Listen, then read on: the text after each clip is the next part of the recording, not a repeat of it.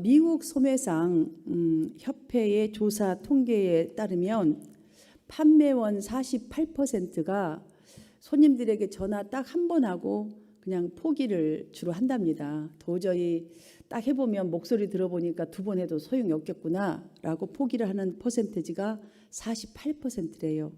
그리고 25%는 두 번 정도 전화를 해보고 그 다음에 포기를 하고 5%는 세 번을 전화를 해본 다음에 주로 포기한다고 합니다. 그런데 나머지 남은 퍼센트가 12%인데 이 12%의 사람들은 끈질기게 전화를 해서 결국 그 판매해야 될 자기의 양을 판매하게 되는데 이 12%가 전체 판매량 88%를 차지한다라는 보고서가 있습니다. 그러니 우리가 그리스도인들의 신앙의 성장도 우리가 또 전도하는데도 이와 동일한 것 같습니다.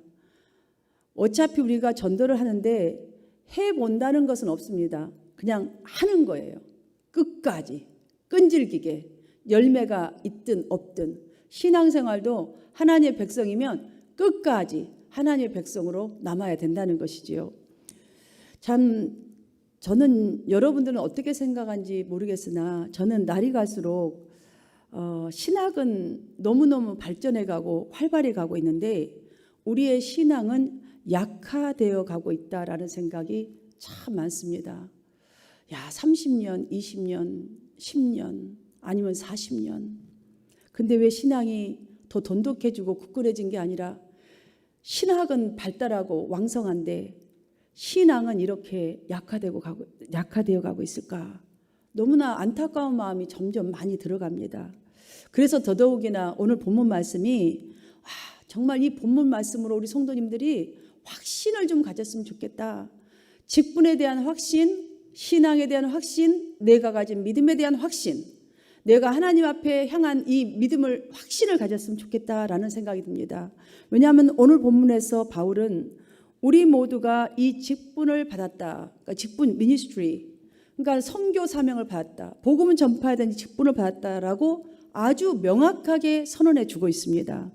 성경에서 바울이 말한 대로 이 받았다라는 표현이 너무 많습니다. 참 많습니다. 하나님의 형상으로 가장 먼저는 우리를 지음받았다라는 말이 있죠. 그 다음에 성령의 인치심을 받았다, 부름 받았다, 은혜 받았다, 영감 받았다, 성령 받았다. 우리는요 받았다는 이 말이 성경 속에 수없이 너무너무 많은 것으로 표현이 되어 있어요. 그런데 이 표현들을 여러분 자세히 한번 보십시오. 금방 느낄 수 있는 것은 받았다, 은혜 받았다, 부름 받았다, 성령의 인치심을 받았다, 주님의 형상을 따라 나는 만들어짐을 받았다. 아무튼 지음을 받은 우리 보면 교회에서는 목사는 목사대로, 성도는 성도대로, 가정에서는 남편은 남편대로, 아내는 아내대로, 부모는 부모대로, 자식은 자식대로, 또한 사회에서는 농부는 농부대로, 아니면 사장은 사장대로, 직원은 직원대로, 아무튼 학생은 학생대로 각자가 감당해야 될 몫이 있다는 것을 명확하게 느낄 수가 있어요. 받았다라는 것에. 여러분, 그러니 우리가 예수 믿는 사람이라면 누구나 하나님으로부터 직분을 받은 것이 확실하다는 것을 이 시간 다시금 찾는 여러분 되시기를 축복합니다. 예를 들어서 한 가지만 보자고요. 이 봉사하는 찬양하는 이 직분을 상상을 해보면 찬양하는 일이니까 너무너무 행복하잖아요. 기분도 좋고. 그렇죠. 은혜스럽잖아요. 찬양한다. 그런데 이 직분을 감당하는 그분들을 생각해 보십시오. 지휘자는 지휘자대로, 리더는 리더대로, 반주하시는 분은 반주하시는 대로, 대원들은 대원들대로 수고가 반드시 따르게 됩니다. 근데 그 수고 속에는 때로는 정말 일찍 1시간 먼저, 아니 1시간 반이죠. 7시도 안 돼서 오시니까요. 정말 빨리 나와야 돼. 연습하면서 또 이 목소리가 우리 삑살이 난다 그러잖아요. 잘 안 나오고 이러고 피곤해서 안 나오고 아니면 내가 감기 걸려서 저처럼 지금 목소리가 갈라진 소리가 난다든지 하면 옆집 사람한테도 미안하고 성도들에게도 미안하고 아무튼 나의 한계, 부족함, 이 감당하는데 느끼는 감정들이 바로 고난입니다. 고난은 분명히 따르게 되어 있습니다. 그러나 이 고난이 따르는 이 직분을 지속적으로 감당한다면 많은 영혼들에게 또 하나님의 영광을 드러낸다는 이 축복이 뒤따라 있다는 사실이지요. 여러분, 이렇게 고난이 따른다고 해서, 힘들다고 해서, 스트레스를 받는다고 해서 우리 각자가 맡은 직분을 그만둘 수는 없잖아요.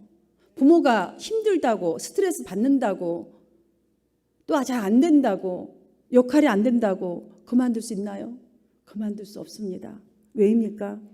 그 이유를 오늘 본문에서 바울은 자신을 예로 들어서 너무나 명확하게 사실 말해주고 있습니다. 저는 이 설명을 하기 전에 이 예를 여러분에게 소개해 드리고 싶습니다. 선교사 가운데 중국 선교사로 갔던 앤 윌터펀이라는 이 아가씨가 의과 대학을 다 졸업했습니다. 석사학위까지 다 졸업을 했는데 어느 날 은혜를 받고 선교사로 자원하여서 중국으로 간 거예요. 그 당시에 이 중국으로 선교를 간다 하면 살아서 돌아오지 못하는 것으로 아예 알고 있을 때였습니다. 그래서 앤의 어머니는 210달러 값어치의 금을 앤에게 주면서 안전하다, safe, 이거 딱 한 자만 써서 한마디로만 전보를 꼭 해달라라고 딸에게 부탁을 합니다. 딸이 떠날 때에 얼마 기간이 지난 후에 앤에게서 전보가 왔습니다. 어머니가 기다리던 safe 내용이 아니라 즐겁다라는 내용이었습니다. 즐겁다라고. 여러분, 이것을 자세하게 생각해 보십시오. 선교가 즐거울까요? 얼마나 많은 고난이 따르겠어요. 그런데 이것이 바로 그리스도인의 고백이 되어야 한다는 거예요. 저와 여러분의 고백이 되어야 돼요. 안전하다가 아니라 부모는 바라는 게 안전한 것이죠. 그런데 그 험난한 이 일정들을 즐겁다라고 표현해서 왔다는 사실이죠. 이것이 저와 여러분의 고백이 되어지기를 주님의 이름으로 축복합니다. 왜냐하면 주님의 나라와 의를 위해서 복음을 전하는 일에 헌신한 사람은요, 자기의 안전함과 편안함을 찾아다니는 것이 아닙니다. 사실 목사도 마찬가지더라고요. 내 안전함, 내 편안함은 이미 목회의 길을 걷는 하나님 앞에 아멘으로 순종하는 그 순간에 다 내려놔야 되는 거더라고요. 내려놓고 가는 이 길이 쉽지가 않아요. 말은 내려놓고 마음도 다 내려놨는데 실질적인 상황이 오면 내려놓는 것이 잘 안 돼요. 아파요. 힘들어요. 이것이 고난이더라고요. 잘 감당하면 좋은데 내가 연약하고 부족하니까 이게 어렵다는 것이죠. 그런데 그 사명 속에서 즐거움을 찾으며 사는 사람들이기 때문에 즐겁다라는 표현을 하고 있는 것입니다.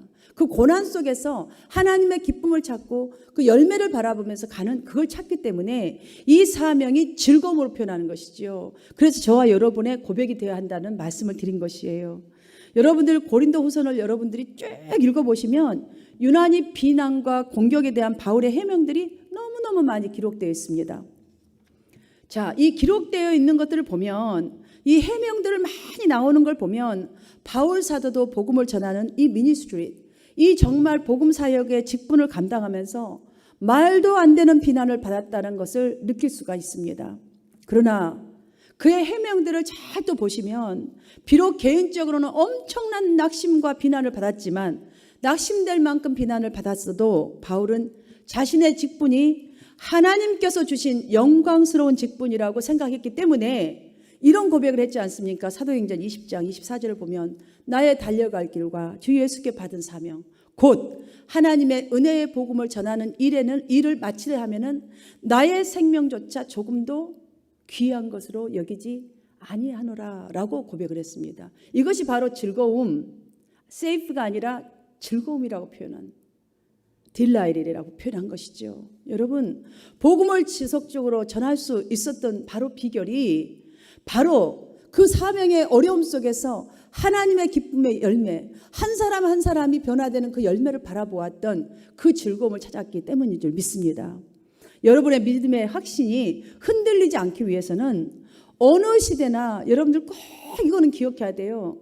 사단은요, 우리의 마음을 혼미케 하여서 여러분 속에 있는 복음의 광채, 믿음의 그 빛깔이 밝은 빛, 생명의 빛을 비치지 못하도록 역사하고 있다는 이 사실을 항상 우리는 인식하며 살아야 합니다. 인식해야 나에게 딱 오면 내가 지금 잘하고 있구나. 그래서 나를 또 넘어뜨리려 하는구나 라는 것이 캐치가 되는 것이죠. 분별이 되는 것이죠. 이렇게 인식하며 산다 해도 이러한 방해를 넘어서야 하기에 우리에게는 고난인 거예요. 그것이. 이걸 넘어서야 하기 때문에 그것이 고난인 것이 달리 고난이 된 게 아닙니다.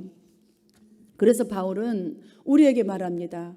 낙심하지 아니하고, 그러니까 이 자신도 직분을 감당하는 중에 다 포기하고 싶을 만큼 낙심될 때도 있다는 말이에요.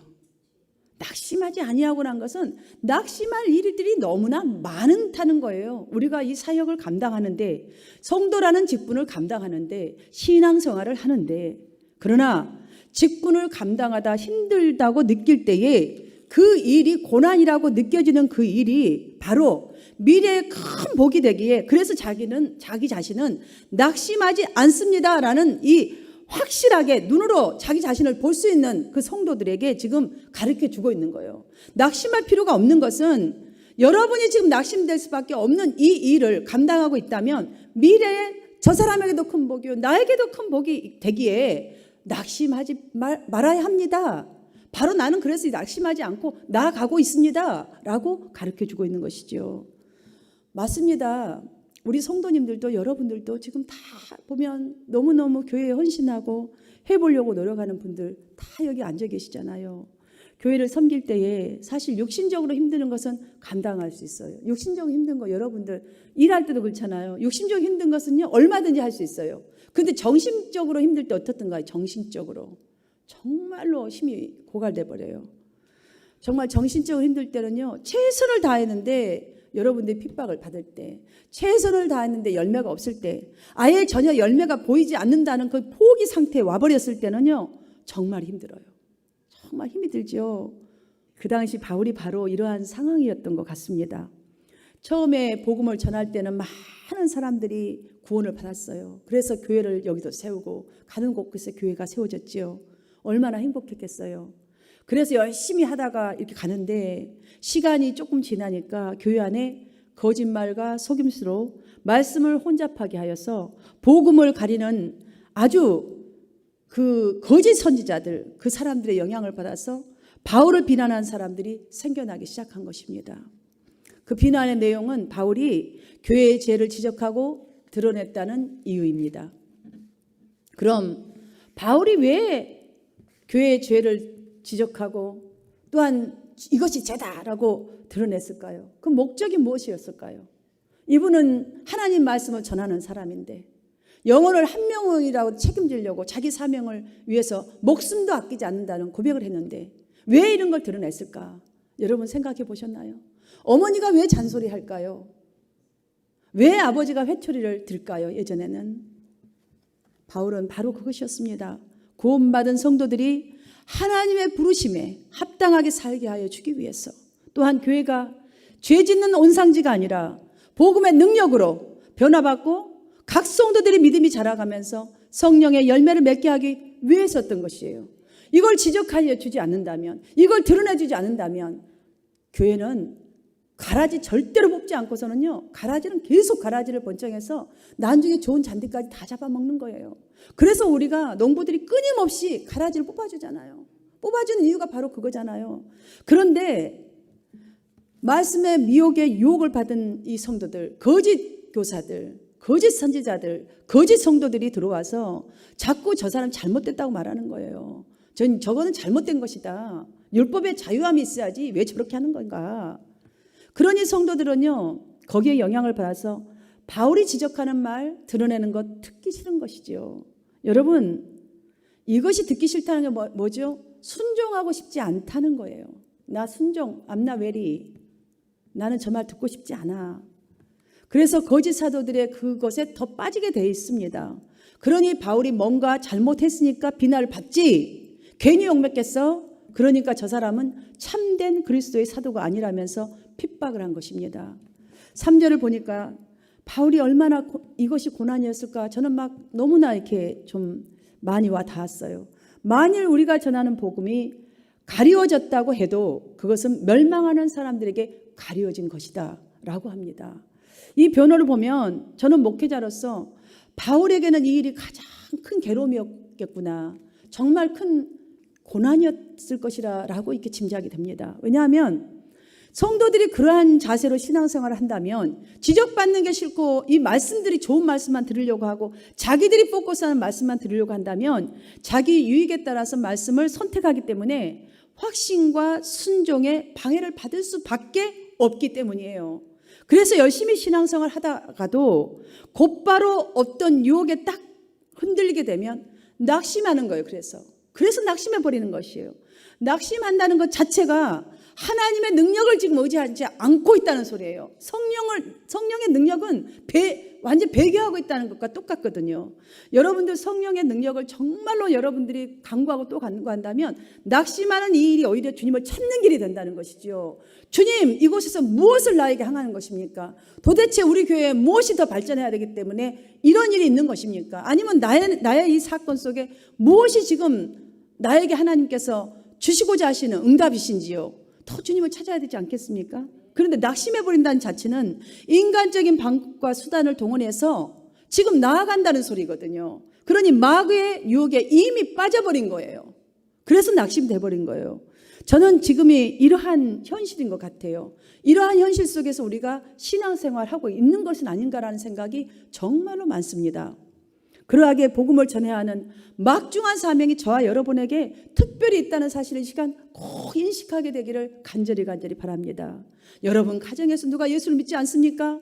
지금 여러분에게 맡겨진 영혼들입니다. 여러분 직장 속에 그렇습니까? 아니 우리 교회에서 누군가가 지금 거짓 교사같이 아니면 넘어진 자가 있습니까? 우리가 해야 될 막중한 사명 아니겠어요? 그래서 저는 예를 들어서 가르침을 주고 있는 지금 자기 자신을 들어서 가르침을 주고 있는 바울을 통해서 실질적인 전도 방법, 아니 우리가 영적인 확신을 가지는 방법을 살펴보고자 합니다. 바울을 보니까 첫 번째로 인간적인 방법을 동원하지 않았습니다. 두 번째로는 정말 저들이 지적할 때마다 오히려 자신의 부끄러운 일을 더 버리려고 했더라고요. 더 버리려고 했어요. 그리고 세 번째로 각 사람의 양심에 꺼리낌이 없는 진리만을 전하고 자신도 진리만을 나타내려고 했다는 것이에요. 이 세 가지가 정말 어둠 속에서도 바울을 낙심치 않게 했던 이유였다고 저는 봅니다. 이렇게 믿음을 끝까지 지키면서 전도사역을 훌륭하게 감당했던 이 바울에게서 우리는 반드시, 여러분들이 지금 그렇게 하고 있는 여러분들이잖아요. 이 자리에 나와 계신 여러분들은 열매를 거두게 된다는 이 확신을 가지시기를 주님의 이름으로 축복합니다. 그래서 바울은 우리에게 말합니다. 그러므로 우리가 이 직분을 받아 긍휼하심을 입은 대로라는 말로 직분의 지금 본질에 대해서 자신이 이해하고 있는 정확하게 이해하고 있는 중요한 사실 세 가지를 그 당시 성도들에게도 또한 오늘날 우리에게도 설명하고 있습니다. 본문 1절을 보면 정말 조금 전에 읽어드린 대로 우리가 이 직분을 받아 긍휼하심을 입은 대로 이렇게 했는데요. 여기 보면 첫 번째 직분 자체에 대한 것, 지금 직분이 얼마나 중요한 거에 대한 걸 딱 말했고요. 둘째로는 직분을 받았다는 것이 우리가 확신하는 것이 중요하다는 거예요. 직분 자체, 그 다음에 그 자체의 것을 내가 받은 거예요. 지금 세 번째는 자신의 직분이 하나님의 긍휼하심 때문에 긍휼하심으로 받았다고 말하잖아요. 이 직분은 하나님 앞에서 의롭다 하심을 얻을 수 있는 직분이기에 낙심하지 않았다는 것이고, 그래서 이 직분을 포기할 수 없었다라고 지금 설명하고 있습니다. 왜냐하면 이 직분은 자신이 선택한 것이 아니에요. 직분에 대한 확신, 그 다음에 받았다, 하나님의 긍휼하심을 입어서 하나님은 은혜로 주신 거라잖아요. 내가 선택해서 아니면 내가 노력해서 얻은 것이 아니라 하나님이 자신을 선택하셔서 받은 거기 때문에 절대로 포기할 수 없다라는 거예요. 하나님이 나에게 맡긴 거라요. 만유의 구세주시고 만유를 창조하시고 만유를 이끌어 가시는 전지전능하신 하나님이 이 직분을 나에게 주셨기 때문에 은혜로, 내가 잘나서가 아니라 직접 당신께서 선택하셔서 여러분을 성도로, 집사로, 안수집사로, 권사로, 장로로 세웠다는 거예요. 그러니 포기할 수 없다라는 거예요. 이것이 여러분, 어머니가 어머니를 포기할 수 어떻게 있습니까? 절대로 포기 안 하죠. 절대로 하면 안 되지요. 다시 말씀드려서 얻고 싶어도 얻을 수도 없을 하나님의 은혜로 받는 것이기 때문에 어떤 고난이 있어도 포기할 수가 포기할 수 없어야 한다는 말을 하고 있는 거예요. 이거는요, 누구라도 얻는 것이 아니라는 거예요. 지금 얼마나 큰 상급이, 유업이, 천대의 복이 약속된 이것이 있는데 그것을 얻고 싶어도 얻을 수 없는 사람들도 너무 많은데 이것을 내가 받았으니, 여러분이 받았으니 절대로 이건 포기하면 안 됩니다라는 말이죠. 사랑하는 성도 여러분, 우리가 예를 들어 본다면 교회 안에서 은혜를 나눈다는 명목하에 여러분의 영을 복잡하게 하는 일이 때로는 있을 수도 있고 있을 수도 있고 또 지금 있을 수도 있습니다. 그러할 때에 나는 이 자리에서 물러나지 않겠어. 나는 이 자리의 주인이야. 한마음교회의 주인이야 라는 목적을 가지고 여러분이 도리어 말과 행동을 통해서 복음을 바르게 전하는 바울과 같은 은혜가 여러분의 가운데 늘 있으시게 되기를 주님의 이름으로 축원합니다. 또 있습니다. 성도들 여러분들 다 그렇잖아요. 성령 충만한 가운데 정말 전도하려고 얼마나 주님과 많은 시간을 보냅니까? 전도하려고 생각하는 시간도 주님과 보내는 시간, 정말 뭐 하나 갖다 주는 그거 잘 보이려고 갖다 주고 초대해서 뭐 하는 것 다 주님과 함께하는 시간들이잖아요. 이웃에게 그 보내는 분들이 여러분 아니십니까? 그런데 돌아보면 나의 믿음도 별로 성장한 것 같지 않고 내 삶도 또 돌아보니까 별로 전도가 안 되는 걸 보니까 별로 느껴지지 않나, 이런 마음 들을 수도 있어요. 저도 그럴 때가 많습니다. 그러나 여러분, 실상은 이미 무엇인가 변화가 일어나고 있는 거예요. 이 자체가. 왜냐하면 하나님의 영, 성령이 이루시는 변화는 영속적인 거기 때문에 여러분이 막 바로바로 막 느껴지지가 잘 않아요. 여러분 아이들이요, 자라는 게 뭐 나 오늘 2cm 자랐어? 그러면 톡 뛰어 자라나요?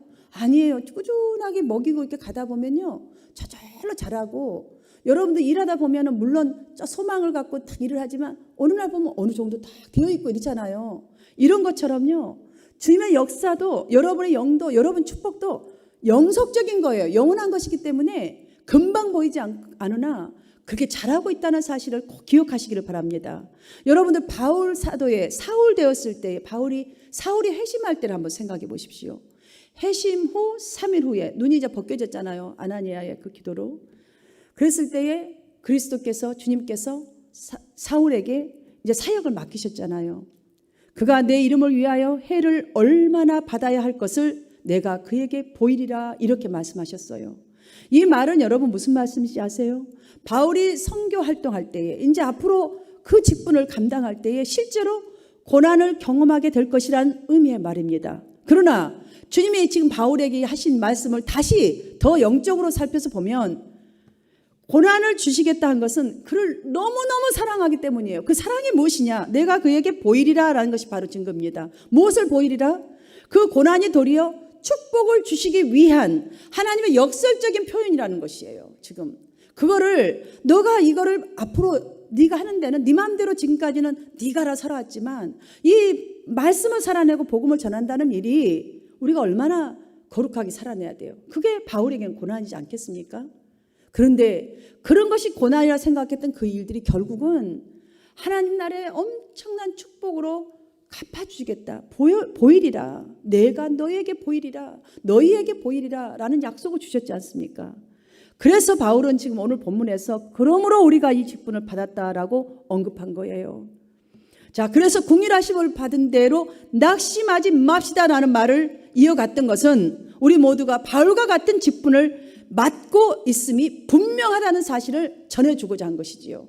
지금 나만 이 직분을 감당하는 것이 아니라 여러분도 똑같은 직분을 맡은 자입니다. 그러니 이런 축복이, 내가 그에게 보이라는 축복이 있으니 절대로 낙심하지 말아야 된다는 것이에요. 아무나 가진 직분이 아니기 때문에 너무나 이 감사하고 끝까지 나아갑시다라는 말이 아니겠습니까? 또한 바울은 이것으로 끝맺지 않았더라고요. 덧붙여서 7절을 보니까 우리가 이 보배를 질그릇에 가졌으니 이는 심히 큰 능력은 하나님께 있고.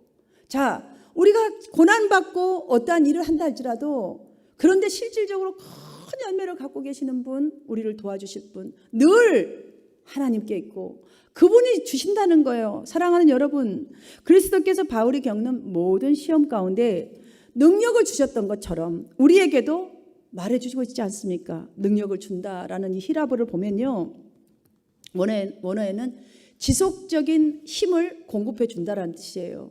지금도 우리와 함께하고 계신 성령님께서는 우리가 어떤 일을 할 때에 감당할 수 있는 힘은 늘 주셔요. 여러분, 절대로 여러분이 내가 포기해서 그렇지 감당할 수 없는 일은 없어요. 여러분들, 오죽하면 물방울이 바위를 뚫는단 말이 다 있잖아요. 지속적으로 물방울이 떨어지면 어떻게 물방울이 바위를 뚫는다는 생각, 우리가 상상이나 할 수 있는 일인가요? 지속적으로 하면요, 그게 결과적으로 얼마만큼, 그러니까 우리가 아무리 연약해도, 아무리 우리가 그거 한다 할지라도, 못하겠다 할지라도 내게 능력 주신 자 안에서 여러분 모든 것을 할 수 있다는 이 확신을 가지시기를 축복합니다. 따라서 예수님은 여러분이 맡은 직분을 감당하는 동안 언제나 여러분이 은혜롭고 신실할 수 있도록 능력을 주신다는 사실을 믿으시기를 바랍니다. 그러므로 여러분이 감당하는 일들 모두가 거룩한 사역임을 잊지 마십시오. 내가 뭔가 특별한 것이 없어도, 지금 특별한 것을 하고 있지 않아도 그리스도의 소망이 될 것을, 이 간증거리를 가지시고 사람 앞에, 하나님 앞에 최선을 다하시기를 축원합니다. 이러한 모습으로 여러분의 직무를 다할 때에 믿음의 완성자이신 그리스도, 또한 정말 약속에 신실하신 전능하신 하나님의 권능의 일들을 여러분 날이 갈수록 여러분이 하는 그 일 속에서 깨닫게 되실 것이고, 열매로 하나님은 분명히 경험하게 하여 주실 줄 믿으시길 바랍니다. 지금이 바로 말씀을 만나는 이 자리에서 우리가 바울처럼, 바울이 예수님을 만날 때 사울이었던 그때처럼 마음을 준비하고 그 어떤 것을 맞닥뜨릴 수 있는 준비를 해야겠습니다. 정말 필요합니다. 우리는 여러분의 눈을 주님께로만 자꾸 고정해 주십시오. 자꾸 주님께로 한번 고정시켜 보십시오. 여러분의 믿음의 창고, 그 다음에 충성의 창고, 그 복음의 창고를요 자꾸 고정시키고 여러분 말씀을 순종하여서 한번 채워보시기를 바랍니다. 그것이 이 마지막 시대의 저와 여러분의 사명이요, 또한 믿음의 확신의 증거인 줄 믿습니다. 우리가 감당할 또한 사역인 줄 믿습니다. 바울은 하나님의 말씀을 혼잡하게 하지 아니하고 오직 진리를 나타내므로 스스로 추천한다라고 말을 했습니다. 우리가 정말로 하나님의 말씀을 혼잡하지 아니하고 할 수 있는 것이 무엇이에요? 그냥 말씀에 순종하고 나아가다 보면 여러분이 스스로가 진리를 나타내므로 상대방의 추천이 저절로 되는 거예요. 바울이 지금 자기 자신을 들어서 그 바로 설명을 해준 것이 그것입니다. 얼마나 멋진 인생을 살았으면 자기 자신을 비유를 해서, 저는 못나가지고 맨날 못난 것만 저 자신을 비유할 수밖에 없는데 참 바울이 부럽습니다. 저와 여러분도 이렇게 됐으면 좋겠습니다. 바울이 전도자였던 것처럼 우리도 전도자입니다, 사실. 그러므로 우리가 전하는 복음은 불신자들을 사로잡고 있는 모든 어두움이 물러가고 하나님의 생명에 비친 구원이 임한다는 소명을 품고 복음을 전하셔서 낙심되는 모든 일들에서 승리하셔서 사랑하는 우리 성도님들, 이곳에서 말씀을 듣고 살아가는 확신을 가지고 살아가는 헌신된 여러분들의 인생이 해피엔딩으로 마무리할 수 있기를 주님의 이름으로 축원합니다.